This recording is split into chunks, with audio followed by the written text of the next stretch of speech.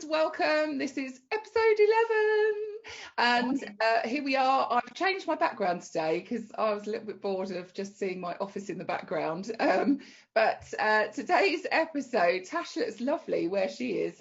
Is that in your living room? Where are you? I'm in the dining room. Oh, you're dining. I'm trying to mix it up a bit. Yeah. Every episode I'm trying to change the location. Bored of using the same four walls really. So my husband's in the studio upstairs, which is where I work normally. He's taken advantage of that quiet space and ensuite.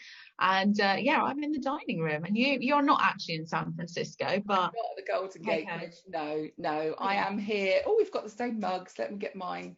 Got our cup of tea. Yeah, I have the strongest coffee ever. If you can actually see the colour, I don't think you can. Ooh. But it's so dark. I literally just tipped it in from the pot and then didn't have time to change it. So it's like, oh, so Tash is going to be very jetty today. Yeah, buzzing. But this week's episode, we've been talking a lot recently about women in business and what you might be doing, side hustles, setting up a business.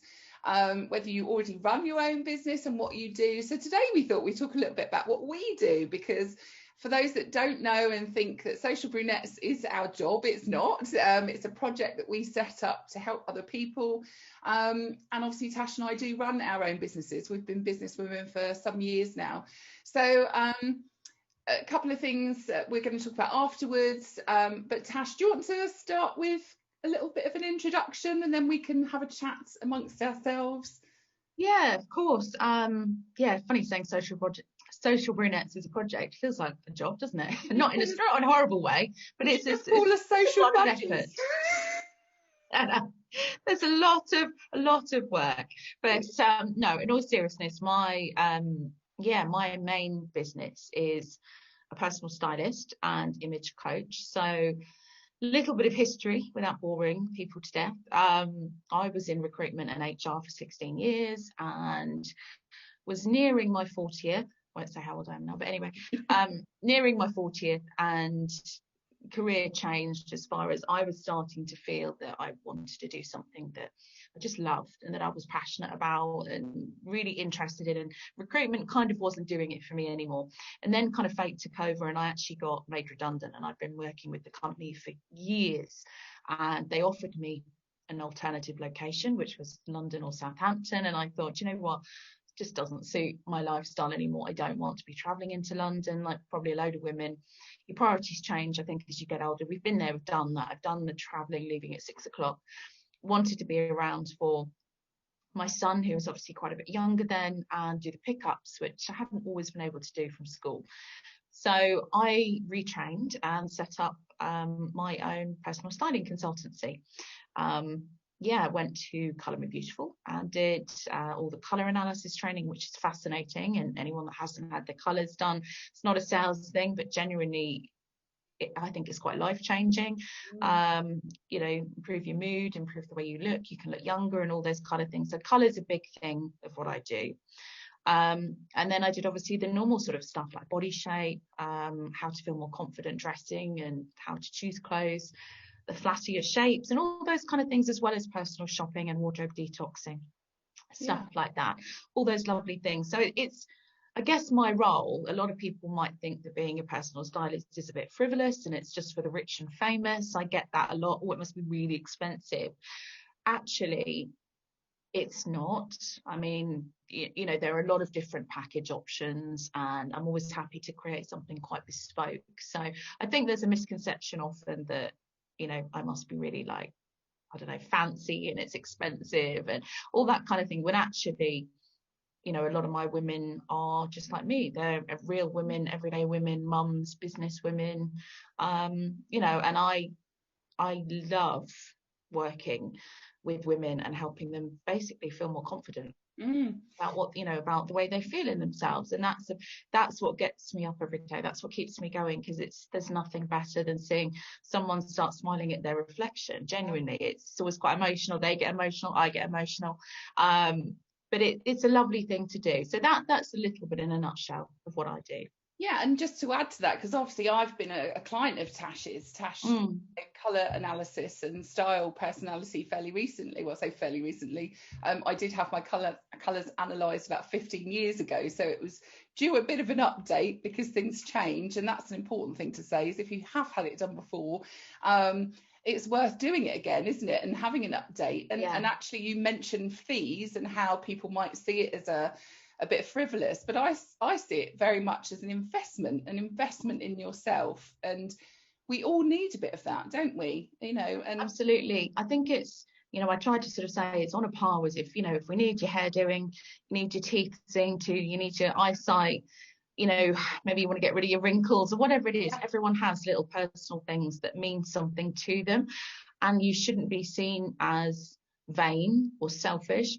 Want to make yourself feel better, because at the end of the day, I think if you feel better and good about yourself, then everything else just kind of feels better in itself. You handle your kids better, your life goes better, your job, you feel more confident, whatever it is. And the thing I think I want to say about personal styling is most of the clients that come to me, not always, but most of them have had something happen in their life that has triggered them wanting something more for themselves. Maybe it's a divorce, maybe they're looking for a new job, or they're wanting career progression. Maybe they've just had kids, their body shapes change, they've lost their confidence, maybe they've lost a lot of weight, menopause. There are so many different life changes, I think, that women go through, that we really underestimate how much that impacts the way we feel about ourselves. So a lot of the women that come and see me have had maybe one of those things or more happen to them, and just need that little bit of a confidence boost. And often by those things they go through, they lose their confidence in how to shop for their body shape if it's changed, or how to put the right colors together, how to create an outfit that actually works for them, or how to build a wardrobe that now reflects their new lifestyle. Because if you were a career bunny and then you're a mum now and you're not going back to work, then you might have a wardrobe full of suits that actually don't reflect your new lifestyle. And I think it is all about those changes we go through, and actually helping people find a wardrobe and a style and all those things that actually just makes them feel more confident. So it is, say, like going to the hairdressers or all those other kind of things. It's about what makes you feel good, really, and that's ultimately what I like to sell it as, because I think there's often a lot of misconceptions about personal styling. Yeah, for sure. And I know you've got your core specialities, but you also do workshops, which I've been a part of as well recently, and had some friends join as well. But one thing I would say about that is, as a busy mum, I've got twin girls and I run my own business, and obviously we do this. There was a point last year where you ran the capsule wardrobe workshop, and it'd been something that I'd always aspired to. Whenever I opened a women's magazine and there was an article on capsule wardrobes or anything like that on these TV programs, it was something that really interested me. And I found it absolutely liberating, because I would always open my wardrobe and think, oh, I've got all these clothes and they're all jammed in here, there and everywhere, and I can't see what I've got. And I always felt like I had nothing to wear. And it is that cliche. Yeah, I just felt afterwards, just that simple bit of advice, and I won't go into detail because we want people to join you on the workshop and actually benefit from themselves, but just using the rail, oh my God, that was just a huge thing for me, and it really helped. And obviously we'll leave that for people to find out themselves, but yeah, that was a big thing for me, and really it is changing.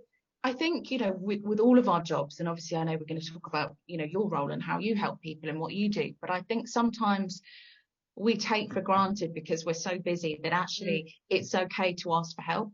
Yeah. And sometimes just having that fresh pair of eyes, or someone who is an expert in what they do, and we've got loads of women in the group that we've seen in some of the posts that do amazing things, charitable things, business, professional things, just in their own families, carers and stuff like that. And I think it's okay for us to go, hands up, I'm stuck on something, whatever it is, whether it is your wardrobe, or setting up an event, or getting married and being overwhelmed by choices, or you know, whatever it is, I think we all need to accept that we all just need help. We're not experts in everything. That's why people do certain professions and, you know, do the things they do. So yeah, I think that the capsule wardrobe or the workshops are good because I keep them very small, because then they get that personal interaction and people can ask questions, and I try and make sure I cover everything that people want to get out of it.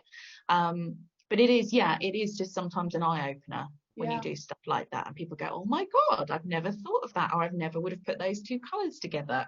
And it is just because that's the way I see things. I'm a creative in that mind. But yeah, give me something mathematical or science or accounting or computer, I'm like, oh, you know, I have no idea. And one thing that I think I've learned since setting up my own business, because obviously that's what we're saying about this morning, and, you know, trials and tribulations as well, is, you know, I know now that I have had to ask for help over the years, you know, with my business, like with tech, with social media, you know, with accounting, with things like that, because I don't know. And you can waste hours and spend so much time trying to sort things out yourself, when actually it's just so simpler to go, do you know what, hands up, I don't know what I'm doing. Yeah. I need someone to help me. And it is no different in what any of us do. We're all just experts in our field. But ultimately we're all real people as well. And we just, you know, want to help.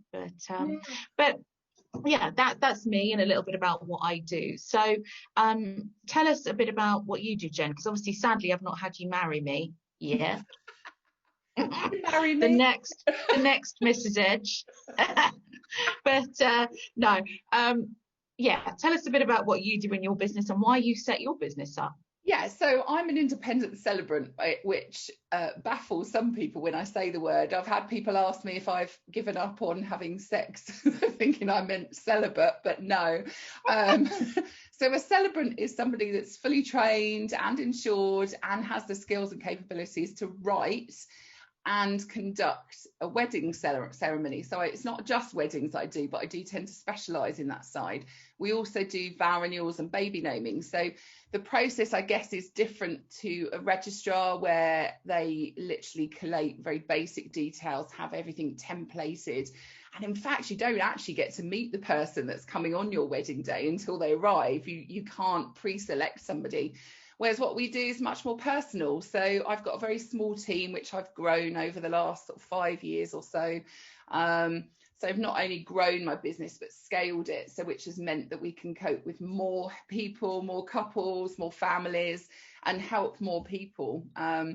So yeah, we get to know our couples. We write about them. Our relationships with them are often 18 months and beyond. We're taking 2023 weddings, so there's quite that lengthy relationship there, getting to know people, and we write about them, and it evolves, and it's such a lovely process getting them involved, so that by the time the day comes, they aren't maybe as nervous, and they understand all the little things that are going to happen, because we get to walk through it at the venue as well.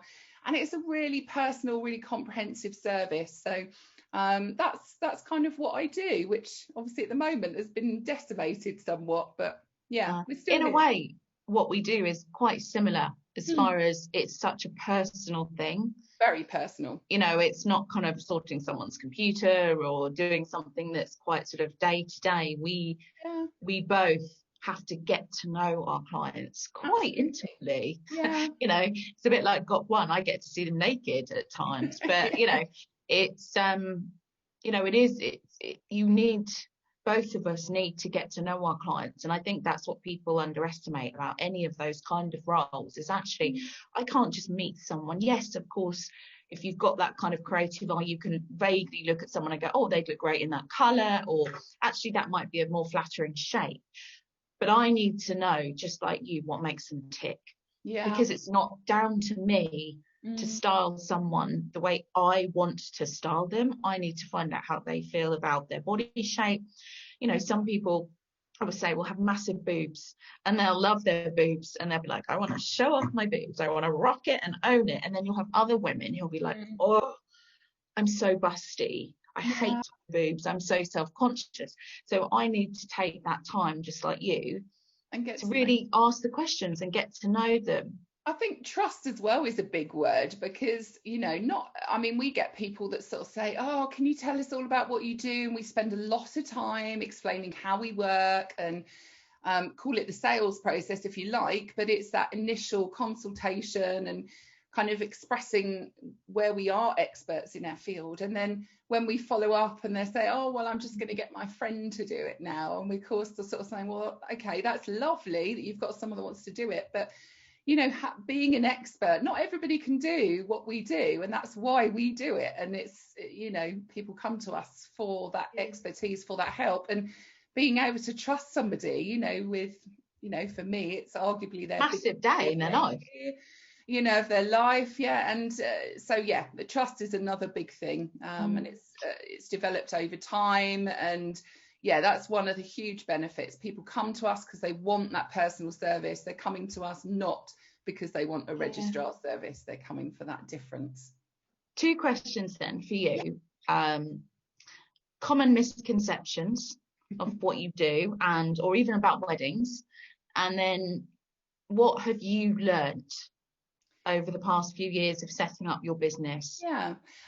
I think the biggest misconception is surrounding the legal side, because in the UK or in England at the moment, there are only 2 parts to any civil wedding. So taking out the equation, the religious options in a church or whatever, if they're looking at a civil wedding, 2 parts that are legal. And I did a little challenge recently on my page asking people, when do they actually think they would be legally married in a wedding ceremony?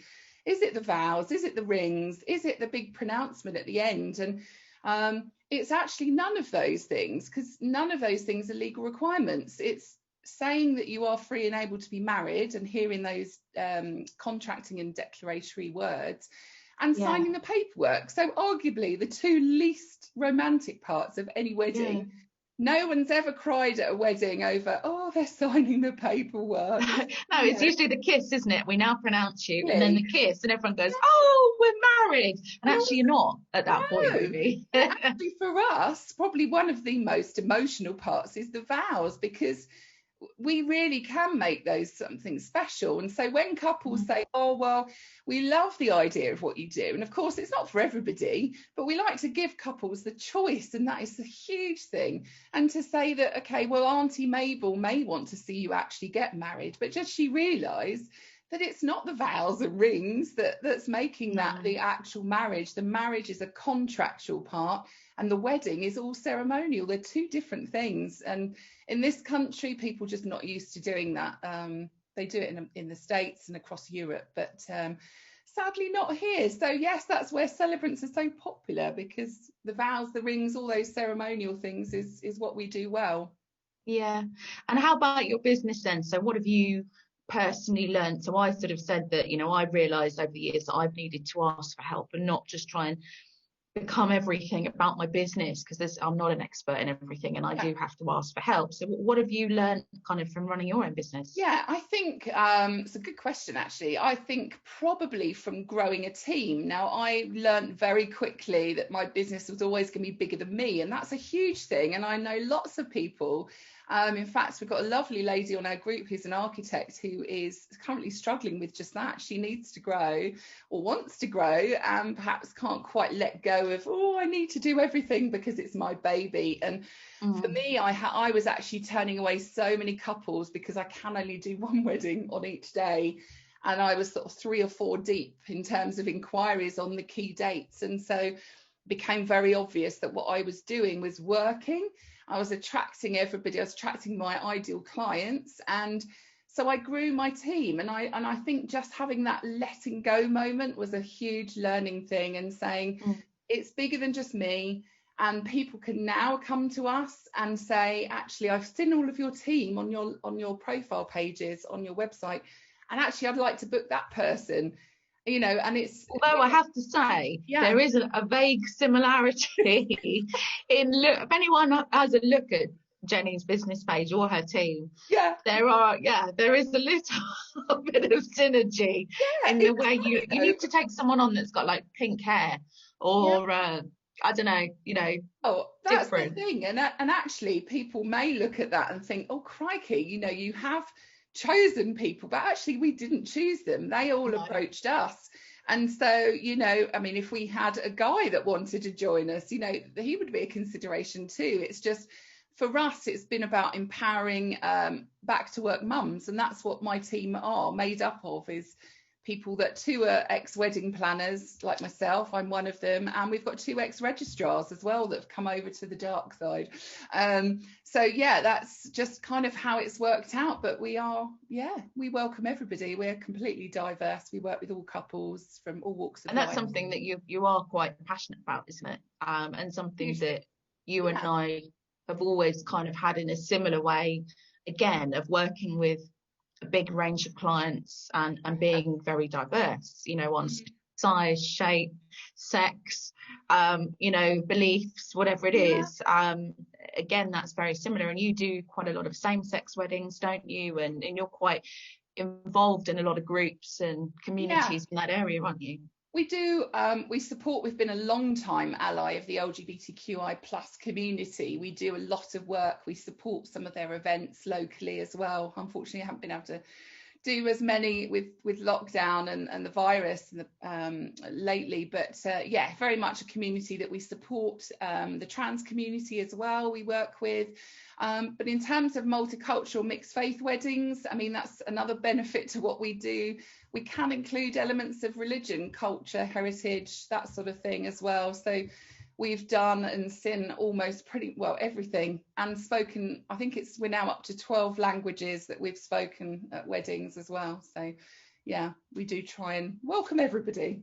It is, well, but because ultimately everyone's human, aren't they? And I know that sounds like people think, oh, big dramatic, making a statement post, but it's not. It comes down to the same basics, doesn't it? If someone wants to get married and they fall in love, they need someone to help them. It doesn't matter who you are. It's like me, if someone wants to feel more confident, it doesn't matter what shape, size, colour, blah, blah, blah they are. It's the same principle and why we do what we do.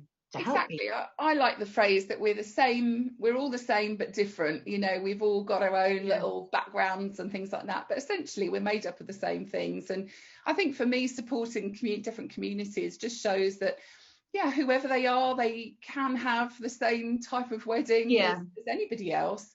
And also that we are so experienced that, if there are tricky situations, as sometimes sadly there are, especially with same-sex weddings, they're lacking support perhaps from family, that we're there to help them. So we've got quite a lot of experience and a lovely reputation for that as well.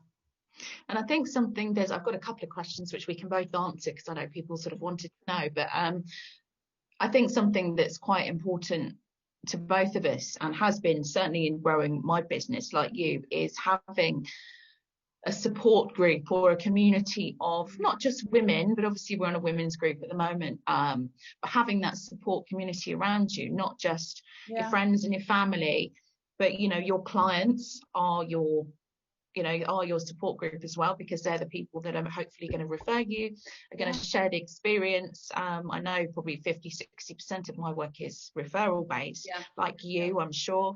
And I think that's really, really important. And, even though this Social Brunettes is not a networking kind of group, I think it's a really nice way to share and for people to get to know other women and see what other women do, but also have the opportunity to ask questions, or inspire, or whatever it is, because we've all taken that, I think, throughout our journey of building our businesses, and asked advice and opinions and got referrals, and I think people shouldn't be afraid to look for that.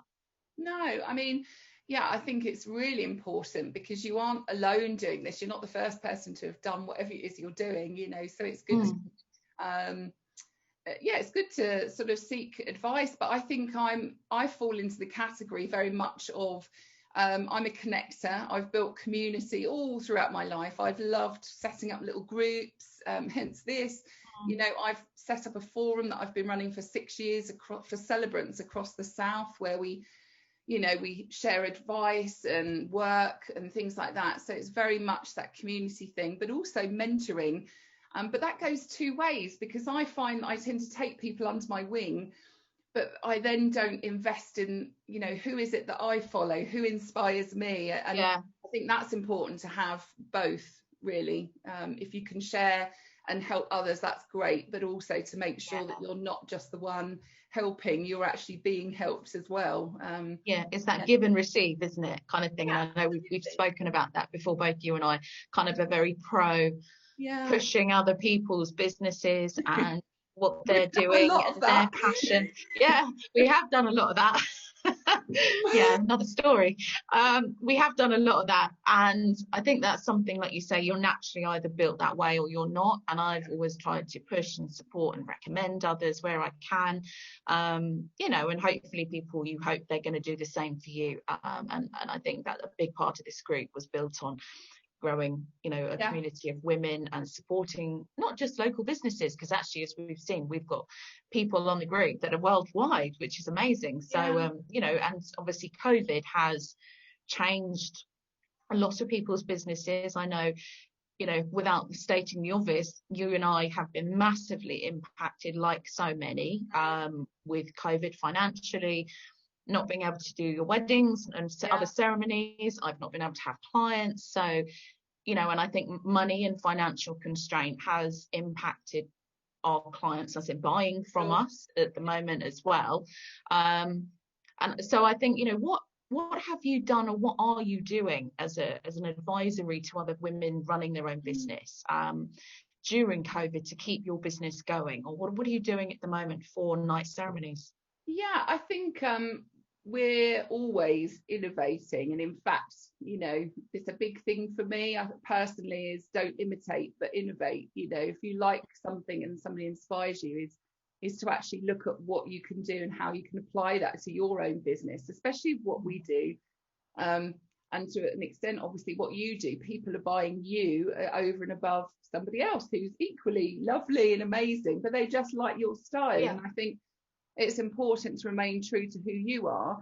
And I think for us in particular with lockdown, certainly we looked at what it is that we do, what do we do well, what do we do maybe better than others or not so well as others, how can we kind of innovate. And so we're looking at lots of other new services and options to help people. For example, micro weddings are becoming, you know, the thing of the moment because, well, for two reasons. Firstly, because of the restrictions on weddings, and we don't know when those numbers are going to creep back up to the 150, 200 people weddings that we used to. But and also people are more family and friend focused.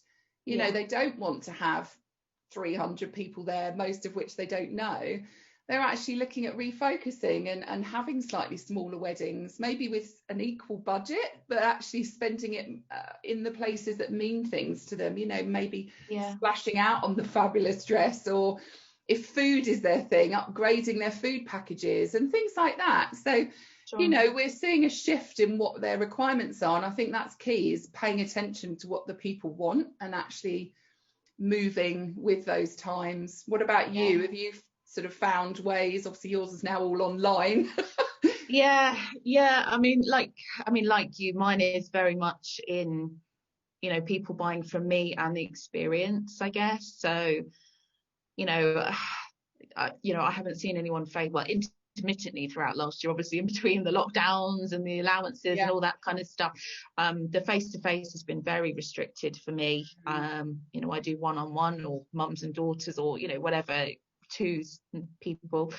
I think all you can do at the moment is, like you say, you have to look at how you can adapt your business. I'd never used Zoom until March, April last year. You know, I just never had the need for it. And to be honest, I'd never really thought about taking my business online, because I am, you know, because I love seeing people. I love talking to new people all the time. So actually meeting clients and have that one-on-one, I loved so much. I never felt I needed more than that.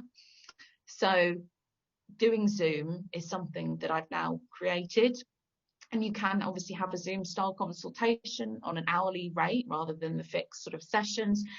And one thing I have learned is they do actually work quite well. There obviously are certain things you can't do. Like if anyone wants a full colour analysis, I never pretend that you can do one. I'm a true believer you need to see the person, in the daylight, good lighting, see the colours on them, all that kind of thing. So if someone wants a guide to colour and stuff like that, there are ways around it, and I'll always say it's a guide, because the Zoom screen could be quite different, but you know, there are things you can do on Zoom. So I've adapted by doing that, and I've launched a new personal shopping service, an online subscription, which is quite sort of reduced, you could say. So I've tried to, like you, listen to people's needs and the financial changes in the way, because people can't get to the shop, so maybe you know, they're time poor, or they just hate shopping.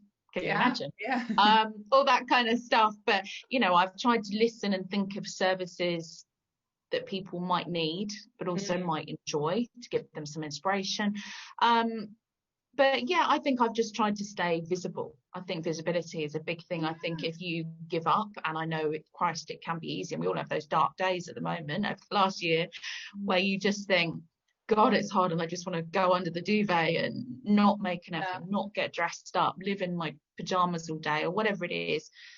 I think you have to stay visible. I think for any business out there at the moment, I think if you hide away and you don't post, you're not on Facebook, you're not on Instagram, you're not doing the things you were doing, or you know, running a workshop, or like you're doing your questions and myths and all those things you're doing, it's keeping your name, your business name, in those people's minds, so that when we are past this, hope to God, in the next few months, and we can do all those things that we love and get back to weddings and ceremony, you know, my role, that people kind of go, who was that person? Who was that woman that was talking about those myths of weddings? That was so interesting. And I liked her because I got to know her during the past year. Or, you know, oh, I love the way Natasha dresses, or her style's quite similar to me. She's a mum, but she's a business lady, or, you know, whatever it is, I think you need to be visible. Yeah. And this is an opportunity for people to get to know you during that time. So I think, we're not all earning money, let's be honest, but it's a time to use it well for your business. That's really interesting, because for us as well, and we've seen this a lot in the wedding business with all sorts of different suppliers, everything from photographers, cake makers, wedding dress makers, for example. In particular for us, because people have secured our services because they like us, they trust us, they pay a deposit, we start writing, we get to know them, but actually they want to know that we're still going to be around. So like you say, by being visible shows that we're showing up for them, we're still here.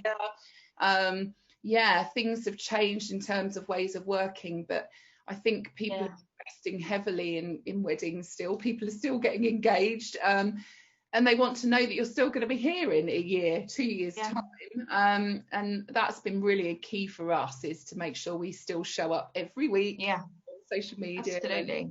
And be helpful. People need something to look forward to. Yeah, exactly. But don't you feel, Tash, that not so much for me, but certainly for you, that Zoom, although it's not ideal for a lot of things, it's probably opened opportunities up for people like yourself that can function online with their business, because they're attracting people that are outside of perhaps their usual area, their geographical location. Exactly that. I think people that have adapted and have taken their business online for whatever reason, I mean, exactly that. I mean, I have to say it's been quieter since Christmas for me on the Zoom front, but again, I think the financial constraints are really starting to hit home for some people the last few months. But the big lockdown one, you know, I did a lot of Zoom, and for me doing that, like you say, I was talking to people in Manchester and Wales and the Midlands, someone in Cornwall and Norwich, actually, a couple of people I know are in the group, you know, and it opened up this new client base to me that, you know, okay, they're not hundreds of thousands of them coming in, but I say it's a unique situation we're in and all of that. But it was lovely to suddenly think, God, I've had like 3 or 4 new clients from different areas that actually I wouldn't have seen. There's no way, unless they were super rich and going to fly me to Manchester, or, you know, but I wouldn't have seen them, because they wouldn't have, realistically, between us, we wouldn't have been able to get together and have that experience. But just by booking a 2 or 3 hour styling session on Zoom, they got what they needed, and actually a lot of people are investing in the consultations of things like getting on top of their wardrobe, like say creating a capsule like wardrobe, or doing a bit of a detox, where to start, and it's helping people with that initial process of, oh my God, I've got so many clothes, don't know what to wear, I'm living in tracksuit. And it's just sometimes me kick-starting those simple processes or answering questions that make people think, oh, actually, that's simple, and it has made such a difference. And I've had lovely messages, I'm sure you have, of people going, oh, it was so helpful, or it just made all the difference to me, and you've been such a pleasure to watch on lockdown, because you guys are so cheerful. And we've had messages for Social Brunettes, I know you've kept us going. You're both really real, you're down to earth, you're honest, and I think that honesty and the reality is a big part of it, and that's what we want to convey, not just in our own businesses but on Social Brunettes as well. I think that's why we are so successful, blowing our own trumpets in our own business. But I think because we are so open and honest, and the thing that I've noticed, especially with a lot of my peers, and they're wonderful at what they do, but perhaps not so open with sharing things. They're very closed doors. Oh no, what I do is behind closed doors. I'm not giving away any of my secrets, whereas I'm putting it out there saying, did you know? And by the way, you can do this, and this is what we take with us on a wedding day. Did you know we carry spare wedding rings? I mean, God, there's all these things that we do and stories that we've got to tell that might help other people. And you're the same. During lockdown, you've shown up every week, and you've done helpful little lives and stuff that you could have saved for the benefit of just your clients, but you've shared. And actually, I think that's helped people warm into what you do. I think like you say, I mean, Christ, have we shared? For anyone that's on Social Brunettes and has watched some of the episodes, or let's just say the Girls' Night Live, and I'm hoping, obviously, the drinks tasting one will be exactly the same, but I'm sure it will. But boy, have we shared, a bit to my mum's displeasure at times, I have to be honest. But my view is, people go, oh, does it, are you worried about your brand, or your this or your that? But for me, I want clients that, yes, they can be super professional and fantastic at what they do, and the top of their game. They could also be a mum at home. It's no different. It's still a woman. It's still people that want to feel good about themselves. But actually, I want them to know that if they sit down to me, it doesn't matter who they are, and they start to cry about the way they feel, and that happens a lot, they're going to know that I go, do you know what, I've had that day.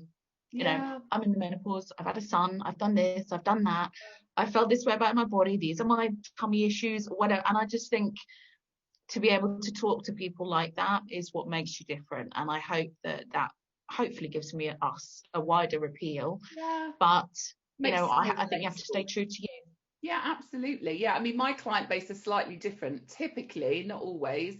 They're coming to me at a stage where they haven't had kids, so they're kind of not at the same stage of life as me. And so for me, that message of trust and expertise, one of the best in my field, that kind of thing, it's still quite important. However, they do still need to like me or us, one of my team, and I think that's a really important message to get that personality across. But well, they want to be able to ask those questions of you, like you say, oh my God, you know what, we'd always hoped we could do X, or we'd love to do this, we'd love to bring our dog into the ceremony, or whatever it is. It's those silly little thoughts or things that are really important to them that may think, some people might go, oh, I'm not doing that, or I'm not doing that. But actually, if they can feel they can ask those real dreams and wants and questions to you, and you're not going to laugh at them or judge them, but you're going to help them and say, okay, we can't do that, but we can do this. And and I think it is having that relationship with any client or potential client that is going to hopefully win business and get you referrals and all of those things for future to come. That's it. I mean, we aren't afraid of sharing details. I do it quite a lot with my couples before they book me and after they've booked me. I'm sharing details about my own wedding day and the pitfalls, the things that I've learned, the things that I was disappointed with afterwards, and actually all those things sort of really open it up, and they're helping people, which is why we do what we do. We want to make that difference, for them. Yeah, exactly. So I hope if people are still awake, obviously watching us, because we wanted to take it down a little bit today, didn't we? And not just, we've had brilliant guests. And we've got a fantastic guest next week, something quite different, which, Jen will say in a second. But we wanted to give you a little bit of insight into us this morning and our businesses and the trials and tribulations. And things like that. So hopefully you found that interesting, because we have shared a lot of other people's businesses, and we always want to continue to do that and support others. We've had a few people say, let's hear about you guys. How have you done it? How have you found it through COVID? Is it tough? What would you change? So hopefully we've shared a little bit once again this morning on running our businesses, a more professional feel this morning, you could say.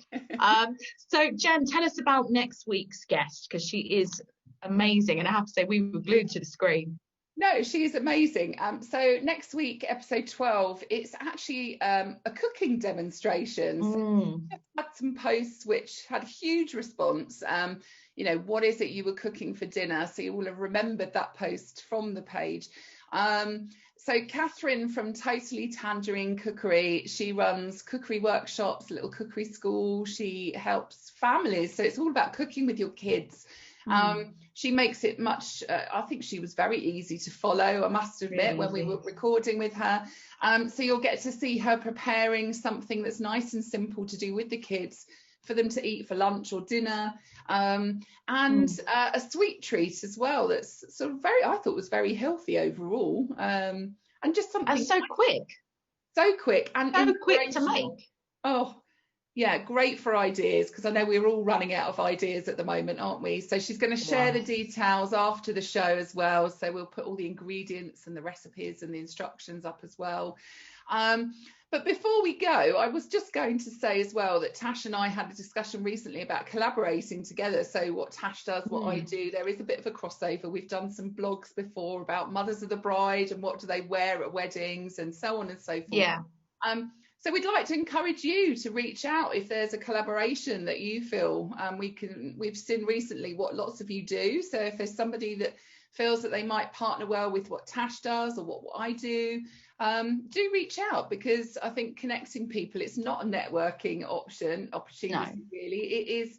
We are running our own businesses, but we have connected people, which I think is a natural thing really from what we've been doing, which has been lovely. So yeah. Well, a lot of our guests and people that we featured on the show have been connected to us through either business, personal, and obviously we're not going to share all their names because, like you say, it's confidential what we do in some cases. But a lot of the people we featured have been our clients, have been associated, you married them or whatever it is. And I think that will still come, and I know there's a lady that we're hoping to get on in March, and she won't mind me saying, but we've spoken about menopause, both you and I, and in some of our episodes, and she's going to do a bit of a top tips and things like that, and she's I'll get this right, a menopausal and pelvic floor specialist. I'm sure that was right, but I think we're looking at a collab as well, as in me and her, for Appearance and Attitude. I think it would be lovely to see if we can do any other sort of things, or if you come up with a workshop or something that you'd like Jen and I to do together. Because ultimately we'd like to talk about our businesses as well. So if anyone thinks, I'm getting married and I don't know what colours to wear, and I don't know where to start on my wedding, or I'd love to do a ceremony of a particular type and anything like that, then message us, send us some details or whatever, and we'd love to. We're always a bit too creative, Jen and I. We sit there until God knows what time, coming up with ideas and things we should do, which is exhausting. But we'd love to hear your thoughts and ideas. So we shall leave it there for this week. There are still tickets for our drinks tasting event, so get online and buy those tickets, because that's going to be a fantastic night, and we are really looking forward to that one. And I shall leave it there, because I think, frankly, we've talked enough. And we'll see you next week for the cookery demo. See you next week. Take care.